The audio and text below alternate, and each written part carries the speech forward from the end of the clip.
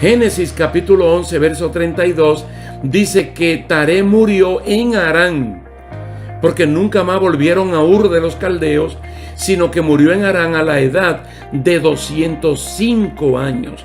Bien claro lo dice. Génesis 11:32. Y este es un dato matemático que es importante cuando Dios entrena a una persona para vencer y no para salir derrotado. Solamente quiero que ustedes entiendan esto para entender un pasaje de Hebreos capítulo 7, donde de memoria Esteban cita algo y no lo cita escrituralmente. Entonces, cuando el viejo muere, tiene 205 años. Abraham tendría entonces 135 años.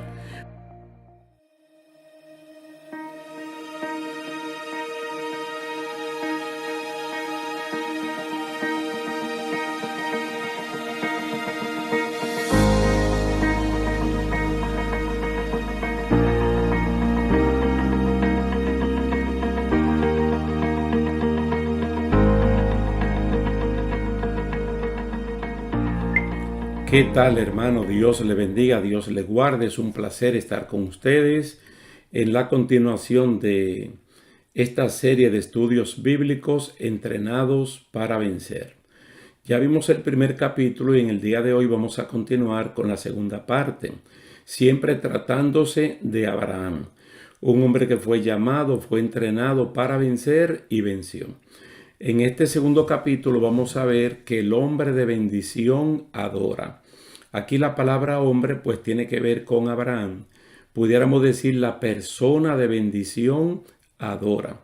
Y veremos que la adoración es parte del entrenamiento que necesitamos para avanzar a niveles de bendición. Vamos a ver lo que dice aquí la palabra del Señor en Génesis capítulo 12. Tomó pues a Abraham, a Sarai su mujer y a Lot, hijo de su hermano, y todos sus bienes que habían ganado y las personas que habían adquirido en Harán, y salieron para ir a tierra de Canaán, y a tierra de Canaán llegaron. Interesante porque Génesis capítulo 11 dice que Taré, el papá de Abraham, de Nacor y de Harán, él salió para Canaán, pero se quedaron en Harán. Abraham llegó a la tierra prometida casi sin saberlo.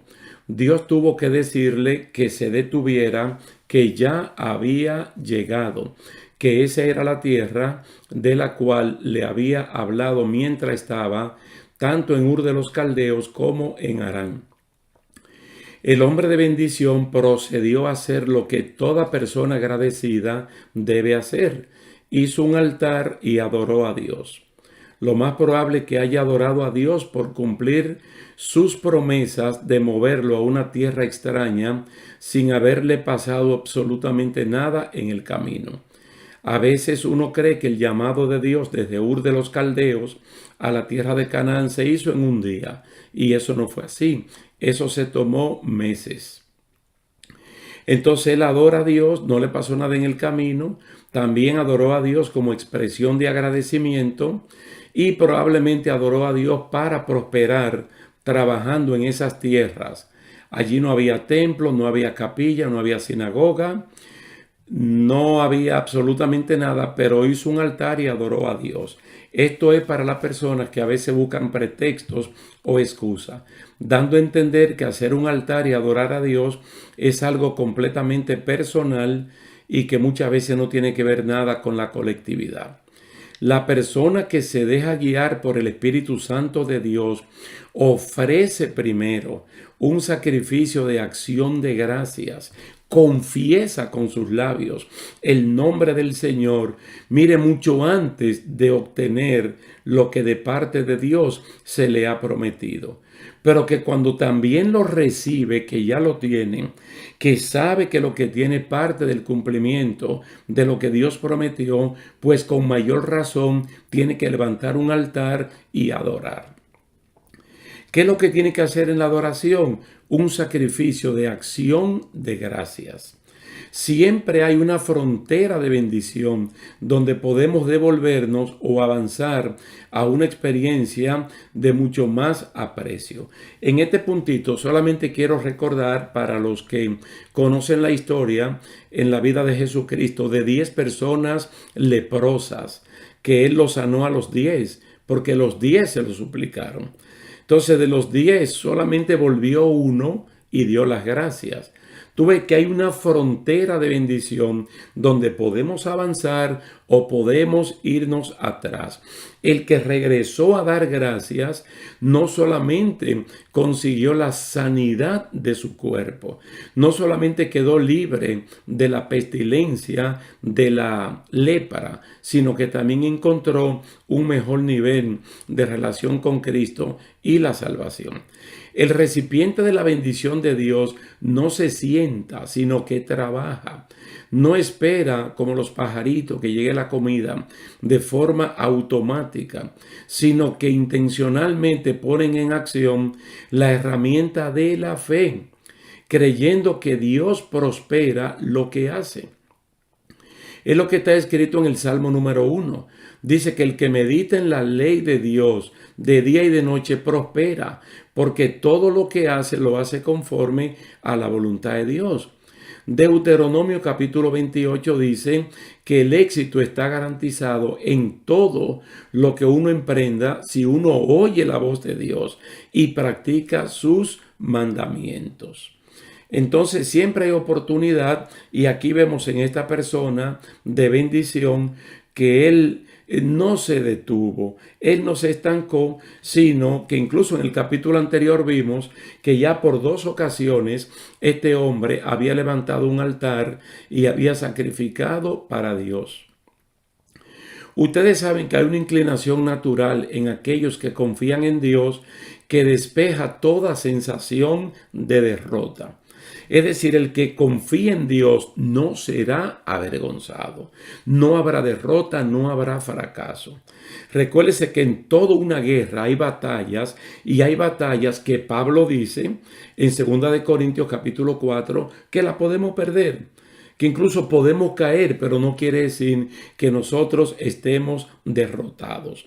Las personas que confían en Dios saben que son ganadores en cualquier terreno que el Dios poderoso los lleve.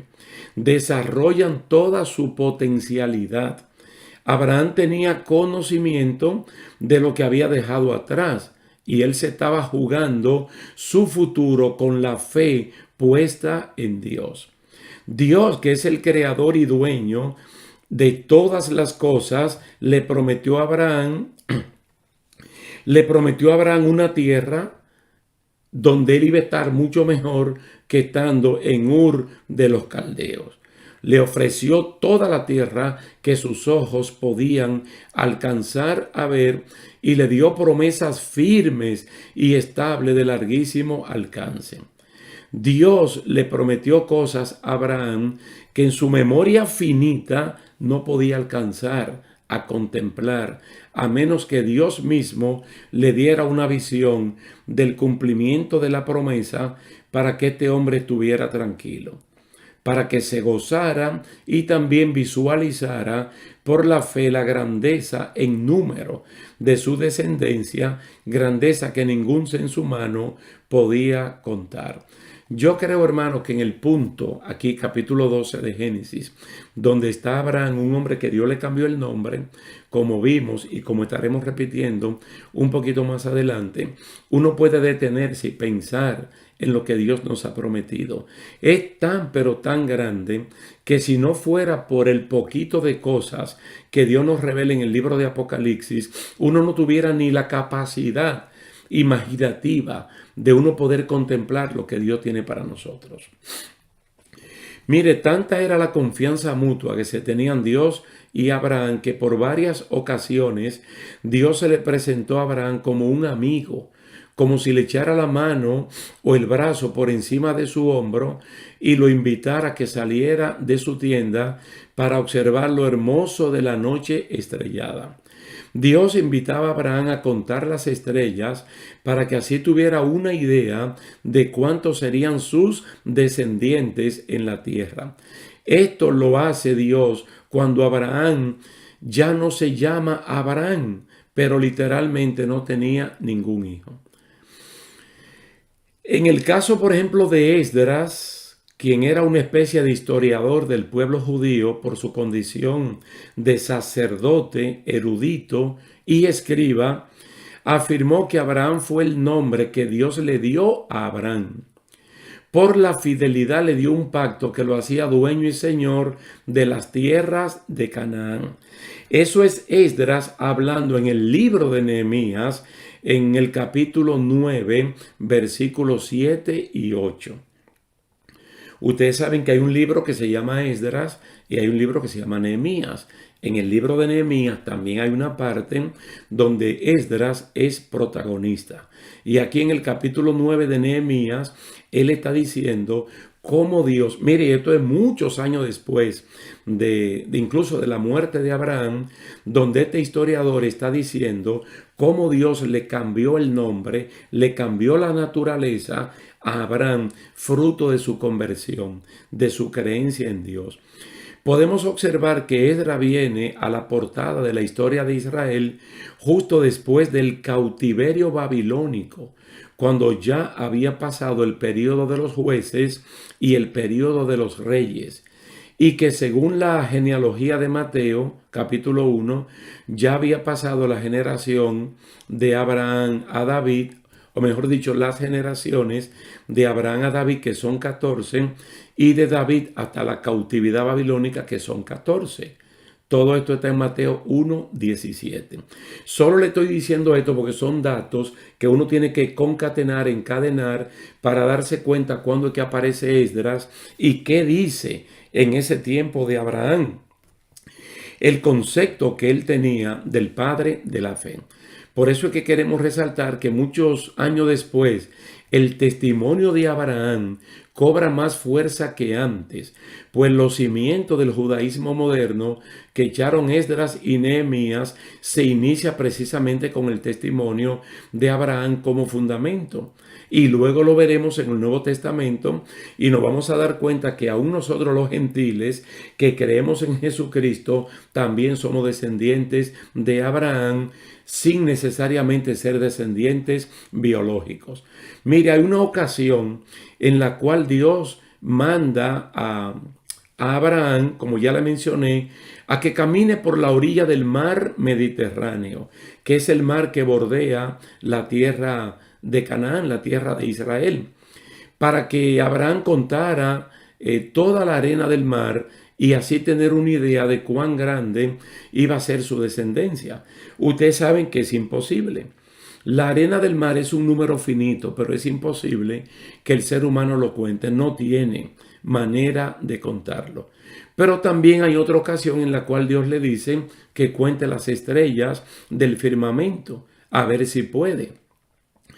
Entonces, con estas experiencias, Dios lo que hace es que fortalece la fe de su siervo. Dios le daba la oportunidad a Abraham de afirmar el significado de su nombre. Porque es lo que Dios hace. Mira, Dios llama, Dios te da promesas, pero Dios prepara tu vida para la obtención de esas promesas. Y eso es así desde Génesis capítulo 1 hasta Apocalipsis capítulo 22. Dios le está llamando a este hombre Abraham, Abraham, padre de multitudes, padre de muchedumbre, pero no tiene hijos. No tiene hijos. Incluso cuando Dios le llama por ese nombre, él ni siquiera tiene a Ismael. Él no tiene absolutamente nada, pero ya Dios está visualizando lo que él va a hacer. Pero Dios quiere que a la persona que le está hablando tenga la misma sintonía con Dios. Que uno crea lo que Dios está diciendo, porque Dios no es loco. ¿Qué significa esto? Que cuando Abraham, que al preguntarle en Canaán, ¿cuál es tu nombre?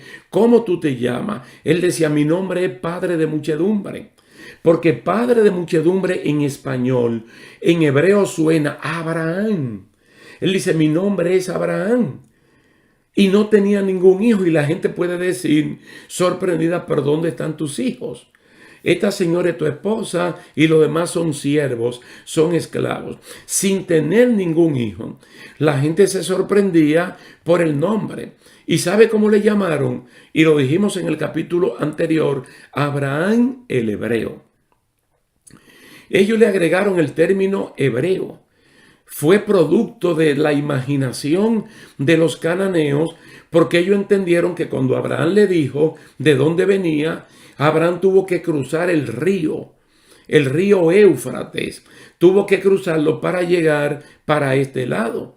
Entonces ellos le llamaron Abraham el hebreo, que significa el que vino del otro lado del río, para distinguirlo como alguien que no era de los cananeos, aunque sabemos por los descendientes de Noé que eran Sem, Jafet y Can, que muchas veces la Biblia dice Can, Sem y Jafet, ponen al hijo menor Can de primero, pero Can es realmente el hijo último de Noé y vino a ser el padre de Canaán. Y como Abraham desciende de Sem, entonces todas esas personas de alguna manera u otra tenían relaciones de familia. Pero ya han pasado tantos años entre Noé y sus descendientes con Abraham, como ha pasado el tiempo ahora, donde entendemos que todos somos familia, pero que no podemos distinguirla con sanguinidad. Mire, todavía cuando él se llama Abraham es que Dios le da esta promesa de convertirlo en padre de muchedumbre. Abraham comenzó a moverse de un lado a otro, recorriendo lo que Dios le había dado. No le decía a los habitantes cananeos que esa tierra era de él, o esas tierras en plural eran de él. Simplemente le creyó a Dios. No tenía por qué hacer publicidad de los secretos de Dios y él. La bendición de Abraham no era excluyente de los demás. Él era un canal por el cual todas las familias de la tierra, incluyendo a los cananeos, podían ser bendecidos. De hecho, en la vida de Abraham se dio un caso en el cual él pudo haber reclamado la propiedad de unos terrenos. Por ejemplo, cuando murió Sara, él solicitó comprar unas propiedades de donde estaba la cueva de Macpela. Y él le dijeron, no te damos eso gratis, pero él insistió y la compró. Entonces él estaba comprando prácticamente lo que era de él, porque Dios le había dicho que le iba a dar todo eso. Y de hecho los cananeos le dijeron, te lo damos gratis, porque eso lo que vale son 400 ciclos de plata y eso no es nada entre nosotros. Abraham sabía que Dios cumple sus promesas, pero él lo entendió en la dimensión que se debe entender. Ser una persona de bendición para ocupar las puertas del enemigo no implica la posesión de la tierra como expresión de dominio ni de competencia, sino que expresaba dar a conocer a Dios en medio de estas personas, no a la fuerza, sino para que conozcan a Dios como un Dios amoroso capaz de bendecir a todo el mundo. Por eso que tú ves que la persona que Dios bendice no sale por ahí a cacarearlo, no sale a competir, no sale a compararse, sino que Él es bendecido para ser un canal y poder bendecir al peor de los vecinos, al peor de los familiares, al peor de los ciudadanos. Porque la bendición de Dios no es excluyente. Así como Dios bendijo a Abraham, Dios te bendice a ti, bendice a este, bendice al otro. ¿Por qué? Porque de tal manera amó Dios al mundo. Y Dios no está amando al mundo a partir de Jesucristo. Dios no está amando al mundo a partir de Juan 3:16. Dios está amando al mundo a partir de Génesis capítulo 3, cuando Adán y Eva cayeron en el pecado. Pero sigamos con este hombre de bendición en un momento grave de su vida crítico, como fue la muerte de su esposa, un ser humano que por lo menos tenían más de 70 años de casado cuando ella murió, y este hombre teniendo firmes promesas de parte de Dios, él pudo haber hecho un reclamo, mas sin embargo no lo hizo, y lo que hizo fue que suplicó para que le vendieran esa tierra. Abraham hizo la cosa de la manera correcta. ya que los moradores de Canaán lo consideraron un príncipe de Dios habitando en medio de ellos. Te das cuenta que el entrenamiento de Dios es para ganar y no para perder. Pero no estamos hablando de una ganancia solamente material, sino de ganar gente para el reino de Dios. Ser un colaborador de Dios, testificando del Dios que nos salvó a nosotros y que también puede salvar a otros. El poder espiritual, mire, el poder espiritual está muy por encima del poder de los negocios. Pero quien tiene el poder de ser bendición no impone nada. Camina por las leyes de la razón y se ajusta a ellas para poder establecer cambios posteriormente. Abraham pagó los 400 siclos de plata, dice, de buena ley entre mercaderes. Con los hijos de Het como testigos, la tierra pasó a ser de su propiedad. Tú sabes que hay personas que malentienden que nosotros, como somos hijos del rey, que Dios es rey, entonces nosotros podemos vivir como viven humanamente hablando los hijos de los reyes. Pero no es así, hermanos. Este es un concepto totalmente distinto. Nosotros somos hijos de Dios y dice el libro de Hebreos que hemos recibido poder de lo alto, gustamos del don celestial, gustamos del Espíritu Santo, pero no es para hacer lo que nos dé la gana. Nosotros somos empoderados para ser testigos de aquel que nos salvó. Entonces, mire, la acción justa de Abraham no fue apreciada en ese momento con los alcances que tendría hoy en día con respecto a los derechos de posesión de esas tierras por sus descendientes directos.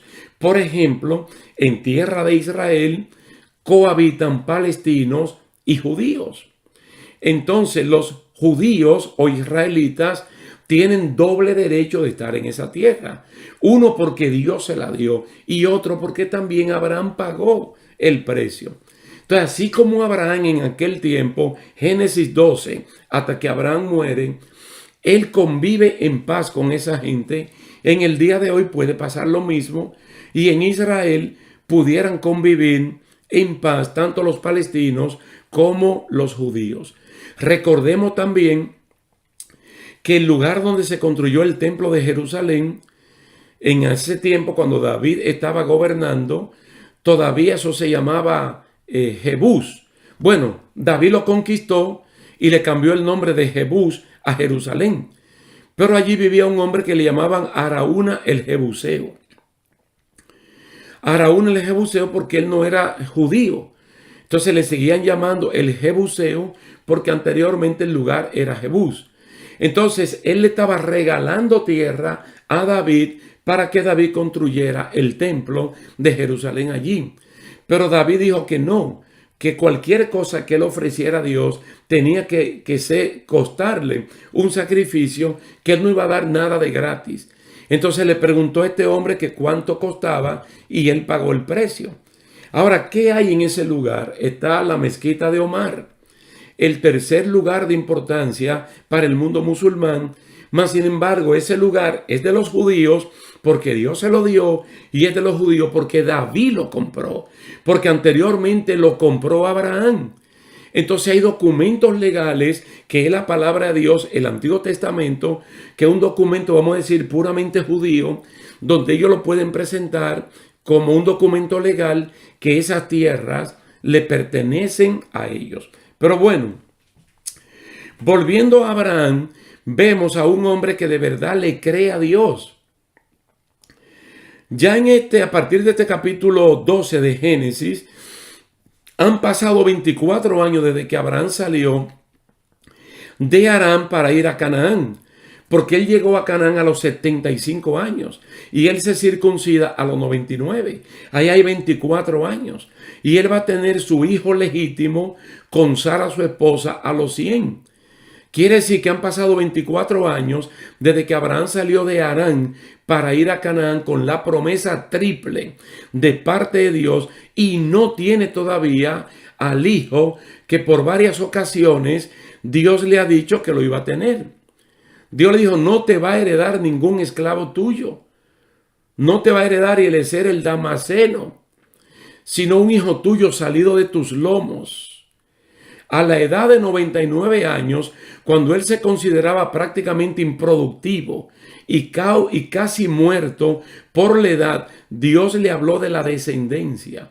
Le habló otra vez de la promesa de ser un hombre de bendición a niveles tan grandes que todas las familias de la tierra serían bendecidos a través de esa simiente, es decir, de Jesús de Nazaret, no de Isaac ni de Ismael. Pasa lo mismo, hermanos. Dios te ha dado promesas y puede que pase un día, pase una semana, pase un mes, pase un año, pero lo que Dios prometió, Él ha de cumplirlo. Por eso es que en Hebreos capítulo 10 dice que mantengamos firme la esperanza. Mantengamos firme y sin fluctuar la profesión de la esperanza, porque fiel es el que prometió. Mira, Dios entró en pacto con Abraham y Abraham tiene que demostrar que realmente le cree a Dios. Para tal cosa, ¿qué tenía que hacer? Circuncidarse.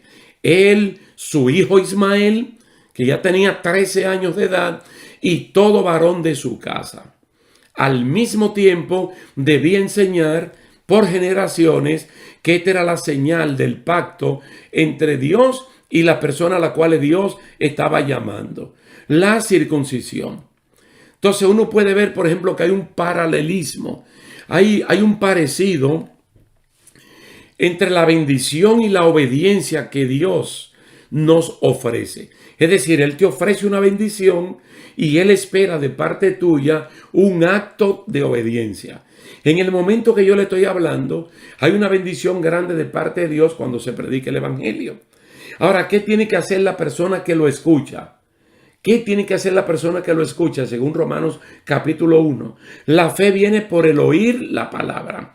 Entonces la persona tiene que responder. Cuando la persona responde, Dios tiene que probar que esa respuesta es fiel. ¿Y qué le dice Dios? Bautízate en agua. El bautismo en agua no es lo que salva a una persona, sino Jesucristo. Pero el bautismo en agua sirve para probar la confesión de la persona. Entonces, en aquel tiempo, el llamado de Dios era confirmado con la circuncisión.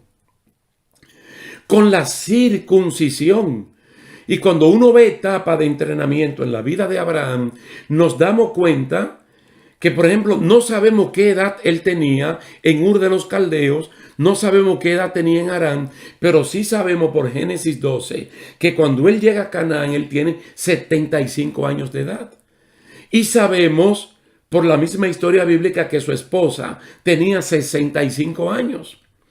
Ahora, ¿qué entendemos? Que a los 99 años, este hombre, cuando prácticamente no necesita la circuncisión ni para asuntos higiénicos, porque ya él estaba en una edad donde la secreción de muchas cosas había terminado, en obediencia, en pura obediencia, dice la palabra, que después que terminó de hablar con Dios, entonces se circuncidó.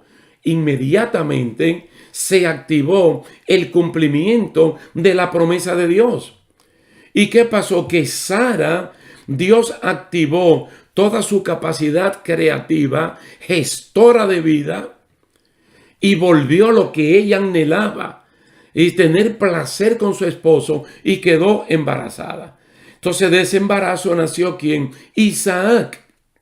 ¿Cuándo nace Isaac? Cuando este hombre tiene 100 años de edad y su esposa tenía 90 años de edad. Entonces, llevando toda la contraria a los pronósticos de ese tiempo y de este tiempo, nació un niño totalmente sano, nació varón, como Dios dijo. No fue mellizo, no fue una niña, sino que Dios realmente cumplió con su promesa. Abraham tenía que demostrar la aceptación de la bendición de Dios circuncidándose. Y no solamente él, sino todos los que habitaban en su casa. Y aceptó el reto de enseñar esto de ahí en adelante. Gloria a Dios. Vuelvo y le digo que siempre hay una frontera desde la cual se puede alcanzar a ver el mundo de las bendiciones de parte de Dios. Abraham cruzó esa frontera a los 99 años. Pasó realmente a la bendición de plenamente ver el cumplimiento de Dios. Mire el caso de Jesús.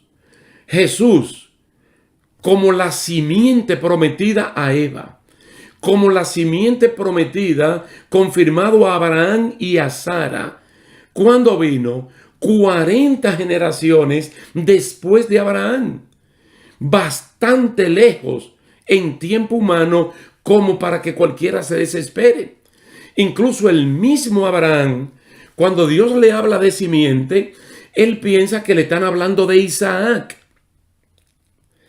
Pero Dios no le estaba hablando de Isaac, porque lo vamos a ver un poquito más adelante. Dios realmente le estaba hablando de alguien más grande que Isaac. Le estaba hablando de Jesús. Por eso es que el Señor permitió que Abraham viera el día de Cristo. Y cuando vio a Cristo, entonces él se gozó. Mire, según Lucas capítulo 3, Lucas capítulo 3 y Mateo capítulo 1, donde están las genealogías, las dos genealogías de Jesús, una por María y la otra por José, que es el papá legal de Jesucristo. Entonces uno puede entender, wow, pero qué grande es nuestro Dios. Mire, cuando uno se va por Mateo capítulo 1, Mateo te lo divide en 3 grupos. Te habla, por ejemplo, desde Abraham hasta David, 14 generaciones. De David hasta la deportación a Babilonia, 14 generaciones. De la deportación a Babilonia hasta Jesús, 14 generaciones. Cualquiera diría son 42, pero no son 42 porque David, el nombre de David se menciona 2 veces y el de Jeconías también. Entonces, mira cómo son rápidamente para que tú te des cuenta, para que aprenda lo que Abraham tuvo que aprender. Que cuando le está diciendo a Abraham acerca de su simiente en singular, Abraham va a entender de una vez que no es Isaac, no es Jacob, no es Judá, no es Fares, no es Esrón, no es Arán, no es Aminadab, no es Naasón, no es Salmón, no es Booz, no es Obed, no es Isaí, no es David, no es Salomón, no es Roboán, no es Abías, no es Asa, no es Josafat, no es Jorán, no es Usías, no es Jotán, no es Acaz, no es Ezequías, no es Manasés, no es Amón, no es Josías, no es Jeconías, no es Salatiel, no es Zorobabel, no es Abiud, no es Eliaquín, no es Azor, no es Sadoc, no es Aquín, no es Eliud, no es Eleazar, no es Matán, no es Jacob, no es José, el número 39, sino Jesús, número 40.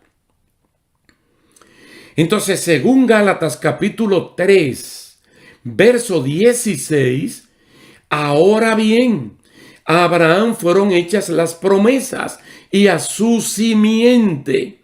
No dice, y a las simientes, como si hablase de muchos, sino como de uno, y a tu simiente, la cual es Cristo. Por eso le acabo de mencionar 40 nombres que están en Mateo capítulo 1. Entonces aquí se está hablando en singular. Está hablando en singular y está hablando de Jesús. Entonces tuvo que aparecer Pablo cientos y cientos años después de Abraham para entender la revelación de Dios que era particularmente dada a Abraham en la persona de Jesús y no de Isaac, ni de Jacob, ni de ahí hacia abajo hasta José. Entonces la lista genealógica que aporta Lucas en el capítulo 3 nos hace pensar en la lista que aporta Moisés en Génesis capítulo 5. No quiero, hermano, que se confundan. En Génesis capítulo 5, Moisés, que es el autor material de este libro, también tiene una genealogía. Tiene una genealogía. E incluso allí se habla desde Adán con 130 años para llevarlo, por ejemplo, hasta Noé.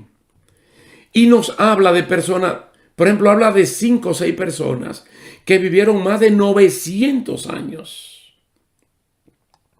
Pero dice que murieron. Y habla de la característica de esas generaciones donde todos tuvieron hijos e hijas, donde no había personas estériles, donde duraban muchos años y donde eran de alta estatura. Para presentarnos a Noé como el único que tuvo 3 hijos varones. Pero fue larga la espera hasta llegar desde Abraham hasta Moisés, desde Moisés hasta David, desde David hasta la cautividad babilónica, desde la cautividad babilónica hasta Jesús. Ustedes se pueden dar cuenta en Hebreos capítulo 11, que dice que los héroes de la fe, todos murieron sin alcanzar lo que Dios le prometió en su tiempo. Pero dice que ellos lo vieron mediante los ojos de la fe y ellos los saludaron como el cumplimiento de las promesas de Dios. Bendito y alabado sea el nombre del Señor. Y durante todo su peregrinar, estas personas adoraron y glorificaron a Dios por lo que Dios le estaba prometiendo que Dios se lo iba a dar. En su tiempo no se lo dio para que cuando estemos todos juntos en el arrebatamiento de la iglesia, todo lo que Dios prometió, que en el momento que yo le estoy hablando, todavía son promesas, sean alcanzadas por cada uno de nosotros. Gloria a Dios. Vamos a dejarlo hasta aquí, queridos hermanos, dándole gracia, gloria y honra a Dios y haciendo que cada uno de los creyentes que creemos en la promesa de Dios, levantemos altar y allí sacrifiquemos acción de gracias por todo lo que Dios nos ha dado y por lo que nos tiene prometido. Dios le bendiga, Dios le guarde. Muchas gracias por la atención prestada y hasta la próxima.